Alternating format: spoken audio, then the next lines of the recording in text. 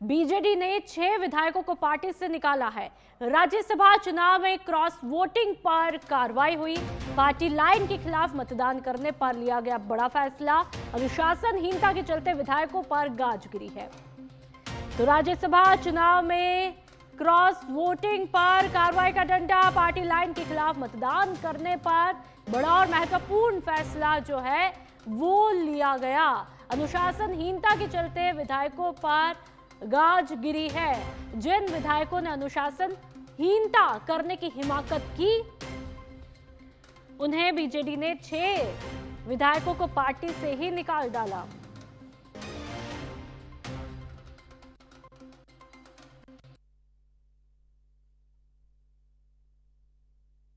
पर कार्रवाई और ये तस्वीरें आपके सामने। आपको बता दें, राज्यसभा चुनाव में क्रॉस वोटिंग पर कार्रवाई होती है और जिन विधायकों पर अनुशासनहीनता के आरोप लगे, जिन्होंने अनुशासनहीनता करने की हिमाकत की, उन विधायकों पर गाज भी गिरी है और ऑर्डर तक यहां पर निकाला गया है। आप देख लीजिए, ये 6 नाम भी आपके सामने है टीवी स्क्रीन पर। ऐसे में अनुशासनहीनता के आरोप में इन 6 विधायकों पर गाज गिरी है और पार्टी से निकाला गया। बीजेडी ने एक महत्वपूर्ण कार्रवाई का डंडा जो है वो चला दिया है और महत्वपूर्ण मैसेज भी दे दिया है। और अब राजस्थान के जयपुर की बात करेंगे। मुख्यमंत्री भजनलाल शर्मा ने की लोकसभा स्पीकर ओम बिरला और एमपी पीएम मोहन यादव से मुलाकात। आपको बता दें कि जहां पर मध्य प्रदेश के मुख्यमंत्री मोहन यादव से मुलाकात हुई है, तो वही मुख्यमंत्री निवास पर ही ये मुलाकात होती है। शिष्टाचार भेंट के तौर पर इस मुलाकात को देखा जा रहा है। राजनीतिक और विकास के मुद्दों पर चर्चा होती है। तो जयपुर से इस वक्त की महत्वपूर्ण खबर, मुख्यमंत्री भजनलाल शर्मा ने लोकसभा स्पीकर ओम बिरला और मध्य प्रदेश के मुख्यमंत्री यानी कि मोहन यादव के साथ में मुलाकात की है। मुख्यमंत्री निवास पर ही मुलाकात होती है। शिष्टाचार मुलाकात की तस्वीरें आप देख लीजिए। बहुत ही संजीदगी के साथ में जो मुख्यमंत्री भजनलाल शर्मा का व्यक्तित्व देखने को मिलता है, वही व्यक्तित्व और इसी के साथ में वही अंदाज में जो है मुलाकात, चर्चा अपने राजस्थान के विकास के मुद्दों पर भी चर्चा होती है। तो वही आप देख सकते हैं कि मध्य प्रदेश के मुख्यमंत्री भी मोहन यादव भी इसी चर्चा में शामिल है। तो जाहिर सी बात है, एमपी राजस्थान के कई मुद्दों पर बातचीत हुई होगी। तो लोकसभा स्पीकर ओम बिरला भी यहां पर इस चर्चा के अंदर शिरकत करते हुए दिखाई देते हैं। ये तस्वीरें आप देख लीजिए। राजस्थान के मुख्यमंत्री भजनलाल शर्मा जहां पर सुबह सुबह केरल के दौरे पर रहते हैं, लेकिन वापस अपने ही राज्य, अपनी ही सरजमी पर आकर के फिर से एक्टिव होते हुए दिखाई देते हैं और मुख्यमंत्री निवास पर एमपी के मुख्यमंत्री के साथ में मुलाकात होती है। शिष्टाचार भेंट के तौर पर इस मुलाकात को देखा जा रहा है। कई मुद्दे जिन पर बातचीत होती है।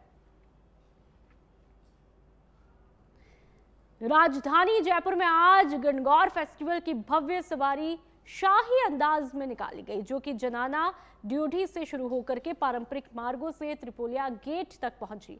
इस दौरान करीब 200 लोक कलाकारों ने रंगारंग प्रस्तुतियों से उत्सव को जीवंत बना दिया। घूमर, कालबेलिया, चक्री और कच्ची घोड़ी जैसे पारंपरिक नृत्यों ने श्रद्धालुओं का मन मोह लिया। ये तस्वीरें आप देख लीजिए। तो वही मांगणियार और लंगा कलाकारों का लोक संगीत पूरे शहर को सांस्कृतिक रंग में रंग गया। प्रशासन की तरफ से सुरक्षा के पुख्ता इंतजामात किए थे। पुलिस और टीएएफ के जवान सड़कों पर तैनात रहे और बैरिकेडिंग की गई। नगर निगम ने साफ सफाई और व्यवस्थाओं का विशेष ध्यान रखा। पर्यटकों और विदेशी मेहमानों के लिए भी विशेष बैठने की व्यवस्था की गई। यह आयोजन राजस्थान की समृद्ध लोक संस्कृति का जीवंत प्रदर्शन साबित हुआ। तो बहुत ही खूबसूरत ये तस्वीरें जयपुर में, जहां पर गणगौर को लेकर के शाही सवारी निकाली जाती है पूरे शाही लवाजमे के साथ में। और आज तकरीबन 210 कलाकारों ने यहां पर प्रस्तुतियां दी हैं, जिनमें हमने देखा, चाहे कालबेलिया नृत्य की बात कर ली जाए और जो महिलाएं हैं वो पारंपरिक परिधान में दिखाई देती है, जो कि राजस्थान की संस्कृति की झलक को दर्शाती है।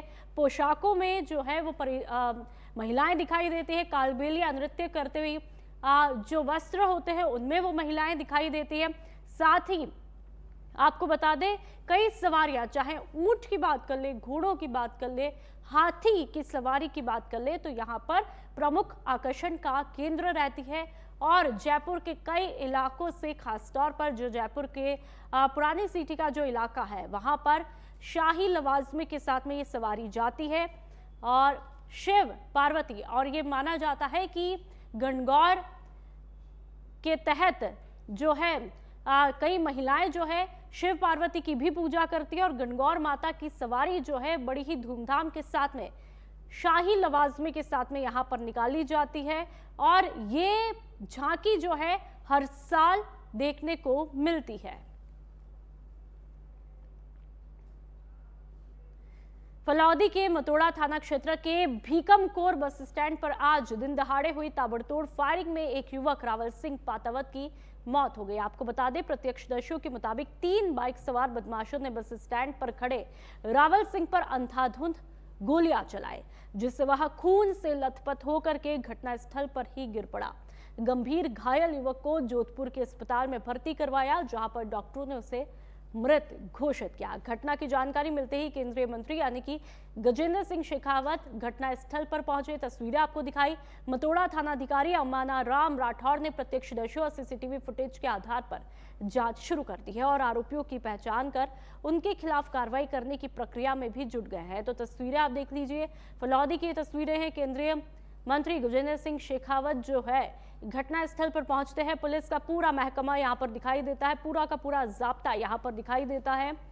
और 3 बदमाशों ने हमला किया है जो कि बाइक पर सवार होकर के आते हैं और युवक रावल सिंह पातावत की मौके पर मौत। ब्लर करके ये तस्वीरें हमने आप तक पहुंचाई। करौली के सुरौठ थाना क्षेत्र में पुलिस ने साइबर ठगी के मामले में प्रभावी कार्रवाई करते हुए 76,501 रुपए पीड़ित रामस्वरूप के खाते में वापस दिलाए। सुरौठ पुलिस ने पुलिस महानिदेशक जयपुर के साइबर अभियान के तहत ठगों को विभिन्न राज्यों से होल्ड कर मामले का खुलासा किया। थानाधिकारी सोहन सिंह ने बताया कि बंध का नगला निवासी रामस्वरूप को साइबर ठगों द्वारा ठगी का शिकार बनाया गया था, लेकिन पुलिस ने तत्परता से राशि दे करके उसे वापस किया गया। इस कार्रवाई में विजय पाराशर और सहयोगी पुष्पेंद्र कुमार की महत्वपूर्ण भूमिका रही और इस सफलता से सुरौठ क्षेत्र में साइबर अपराध के प्रति आमजन को सुरक्षा और पुलिस की तत्परता का संदेश भी मिला। तो जाहिर सी बात है कि खाकी से यहाँ के लोगों को खाकी के काम से राहत मिली। मेरे मोबाइल से एक फ़ोन आया था, उस फ़ोन पे मैं उसको समझ नहीं पाया। उसने मेरे से 76,000 रुपये की ठगी करी। ये चौथे महीने में हुई थी, पिछले साल 26 में 2025 में अप्रैल में। हाँ जी। तो अब वो ठगी का जो है वो खुलासा हुआ आपको? आपकी क्या है कि सीआई साहब ने पूरी कार्रवाई करी। पहले उनको होल्ड करवाया, होल्ड करवाने के बाद में चार बैंकों में था ये, तो चारों बैंकों से होल्ड करने के बाद में फिर उन्होंने कार्रवाई करी। फिर कोर्ट से भी आदेश करवाया। आदेश करवाने के बाद में फिर उन्होंने बैंक मैनेजरों को यहाँ से लेटर भेजे। लेटर भेजने के बाद में फिर आगे की कार्रवाई दोबारा फिर उन्होंने फिर रिमांडर दिया उनको। मतलब आपके जो पैसे जो ठगी के रूप में आपसे गए थे वो वापस आ चुके हैं? वापस आ गए मेरे पूरे कंप्लीट। जितने 76,000 थे 76,000 आ गए पूरे। साइबर ठगी से पीड़ित व्यक्तियों की जो रकम है उनको होल्ड करवाई जाकर उन्हें पीड़ित व्यक्ति तक वापस दिलवाई जाए, पहुंचाई जाए। इसी मुहिम में पुलिस मुख्यालय से जो दिशा निर्देश है उसके तहत थाना सुरौठ से रामस्वरूप निवासी बंद का नगला इस व्यक्ति के करीब 76,000 रुपये खाते से ऑनलाइन फ्रॉड किया जाकर विभिन्न बैंकों में राशि गई थी, जिसमें कड़ी मेहनत करके बिहार, उड़ीसा, नई दिल्ली, मुंबई आदि बैंकों में इसकी राशि को होल्ड करवाकर न्यायालय से प्रार्थना पत्र प्रेस कर इस व्यक्ति की टोटल 76,500 राशि को बानसूर में गणगौर का पावन पर्व बड़े ही हर्षोल्लास और उत्साह के साथ में मनाया गया, जहां पर नव विवाहित महिलाओं ने पारंपरिक वेशभूषा में सजी धजी गणगौर की सवारी निकाली। ये सवारी कस्बे के मुख्य बाजार से होते हुए महादेव वाला कुएं तक पहुंची, जहां पर महिलाओं ने विधि विधान से जल अर्पित करके पूजा अर्चना की और अपने परिवार की सुख समृद्धि की कामना की। इस दौरान पूरे क्षेत्र में मेले जैसा माहौल देखने को मिला, जहां पर खाने पीने और घरेलू सामान की दुकानों पर लोगों की भीड़ यहां पर उमड़ पड़ी। स्थानीय लोगों द्वारा श्रद्धालुओं के लिए ठंडाई और पानी की भी व्यवस्था की गई। तो वहीं पूरा आयोजन के दौरान पुलिस प्रशासन मुस्तैद रहा, जिससे कार्यक्रम शांतिपूर्ण और व्यवस्थित तरीके से संपन्न हुआ। तो ये तस्वीरें आप देख लीजिए। आज गणगौर का पर्व राजस्थान के अलग अलग जिले में अलग अलग तरीके से सेलिब्रेट किया गया। महिलाओं ने पूजा अर्चना करके परिवार की सुख समृद्धि की कामना की। और देखिए, गणगौर माता की सवारी यहाँ पर निकाली जाती है। ये तस्वीरें आप देख लीजिए। महिलाएं यहाँ पर पारंपरिक परिधानों में दिखाई देती है। कुछ महिलाओं ने चुंदड़ ओढ़ते हुए इस पूजा को पूरे विधि विधान के साथ में किया और खास तौर पर जो है यहाँ पर व्यवस्थाओं का बानसूर के अंतर्गत बड़ी बखूबी से ध्यान रखा गया। करौली में गणगौर की भव्य शोभा यात्रा निकाली गई। धूमधाम और पारंपरिक उल्लास के साथ में ये शोभा यात्रा निकाली गई, जिसने रियासत कालीन दौर की यादों को एक बार फिर से जीवंत कर दिया। ये तस्वीरें आप भी देख लीजिए। बताया जाता है कि गणगौर का ये पर्व यदुवंशी शासकों के समय से जुड़ा है, जब महल से गवर्जा की प्रतिमा को भद्रावती नदी तक ले जाकर के पूजा की जाती थी। कुछ सालों से ये परंपरा बाधित थी, लेकिन इस बार सिद्ध गणेश मंदिर समिति की पहल पर इसे फिर से शुरू किया गया। विधिवत पूजा के बाद में शोभा यात्रा बरपाड़ा से निकलकर शहर के प्रमुख बाजारों से होती हुई वापस आयोजन स्थल पर पहुंची। इस दौरान बैंड बाजे, सजी धजी झांकियां और घोड़ों पर सवार युवकों ने आकर्षण बढ़ाया। सुरक्षा के लिए पुलिस की कड़ी व्यवस्था भी यहां पर देखने को मिली। तो ये तस्वीरें माता गणगौर की सवारी करौली के अंतर्गत भी निकाली जाती है। बैंड बाजों के साथ में ये सवारी निकाली गई। तस्वीरें आप देख लीजिए। बड़ी तादाद में लोग इस सवारी में शामिल होते हैं। माता गणगौर की सवारी करौली के अंतर्गत भी निकाली गई। राजस्थान के अलग अलग जिलों में, अलग अलग शहरों में गणगौर का उत्सव बड़े ही हर्षोल्लास के साथ में मनाया गया। कई दिनों तक महिलाएं जो है शिव पार्वती की पूजा भी इस दौरान करती है और फिर ये सवारी माता गणगौर की निकाली जाती है। लोग इसमें बड़ी तादाद में शामिल होते हैं। श्रद्धा आस्था का ये पर्व, साथ ही विरासत को संजोने वाला ये पर्व माना जाता है और इसमें राजस्थान की संस्कृति की झलक भी देखने को मिलती है।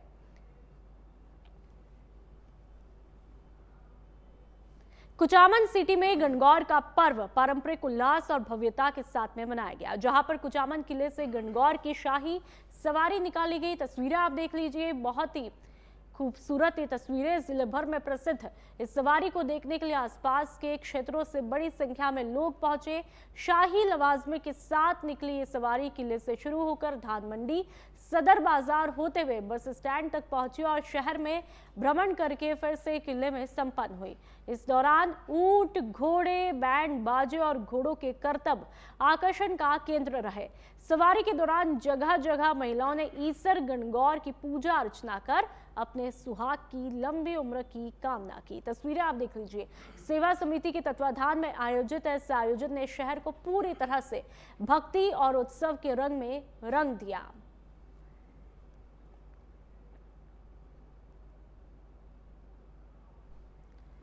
और अब छत्तीसगढ़ के अंबिकापुर में मुख्यमंत्री विष्णुदेव साय ने सरगुजा ओलंपिक का शुभारंभ किया। ये 3 दिवसीय आयोजन 12 खेल विधाओं में संपन्न होगा और स्थानीय युवाओं के बीच खेलों को बढ़ावा देने का मौका भी होगा। मुख्यमंत्री ने कहा, ये पहल नक्सल प्रभावित क्षेत्र में युवाओं को सकारात्मक दिशा देने और खेल प्रतिभाओं को उभारने का मौका प्रदान करेगी। ये तस्वीरें आप देख लीजिए। विजेताओं को भागीदारी और पदक के मुताबिक 21 लाख रुपए से लेकर गोल्ड मेडल जीतने पर 3 करोड़ रुपए तक पुरस्कार भी दिए जाएंगे। आगामी वर्षों में भी ये आयोजन नियमित रूप से होगा। इसके अलावा पंडरापाठ में 20 करोड़ रुपए से आर्चरी एकेडमी का निर्माण भी किया जाएगा और छत्तीसगढ़ में खेलो इंडिया ट्राइबल गेम्स का आयोजन भी किया जाएगा, जिससे राज्य की खेल प्रतिभा को और मौके मिलेंगे।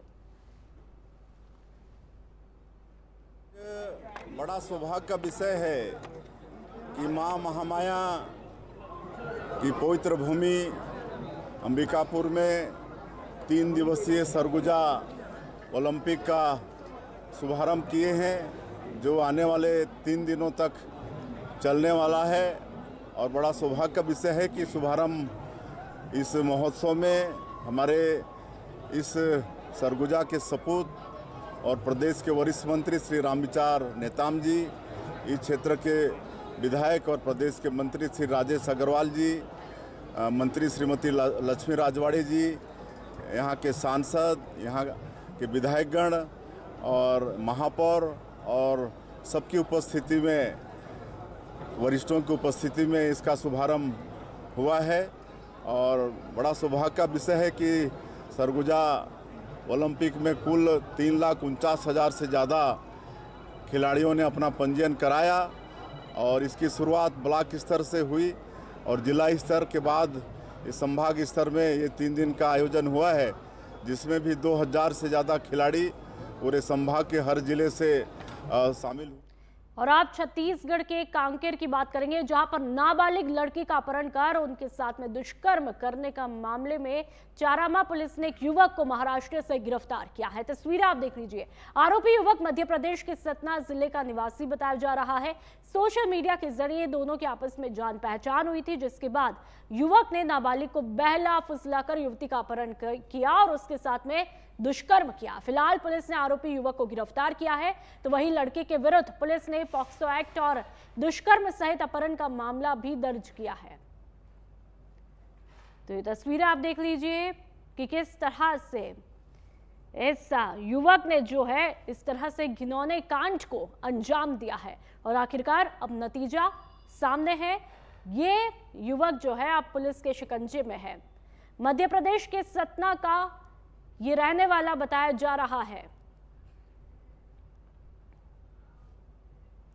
छत्तीसगढ़ के बॉर्डर पर बसे ओडिशा के पाईकमाल में सड़क हादसा हुआ है। बरगढ़ जिले के पाईकमाल में दर्दनाक हादसे ने इलाके में सनसनी फैला दी है।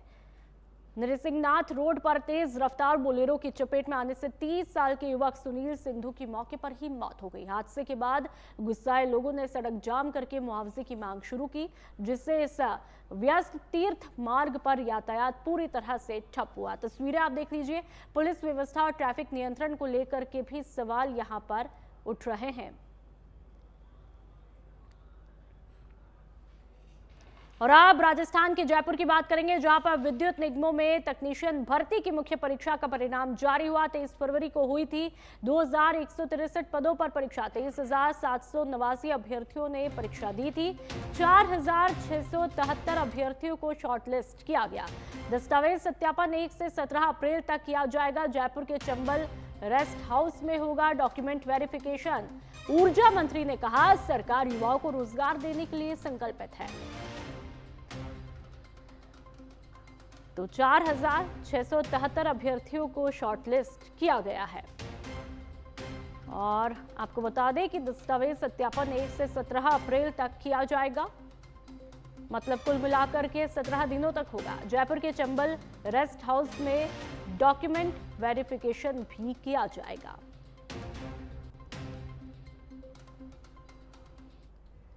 और अब जोधपुर के बालेसर की बात करेंगे। हाईवे पर रामदेवरा श्रद्धालु की कार हाईवे के पास में गड्ढे में उतरने से क्षतिग्रस्त हुई। कार की तस्वीरें आप देख लीजिए, जिसमें 3 लोग गंभीर रूप से घायल हुए। हादसा आगलोई के पास तब हुआ जब कार ओवरटेक के दौरान सामने वाहन आने के कारण अनियंत्रित होकर के गड्ढे में उतर गई। कार में कुल 5 यात्रु सवार थे।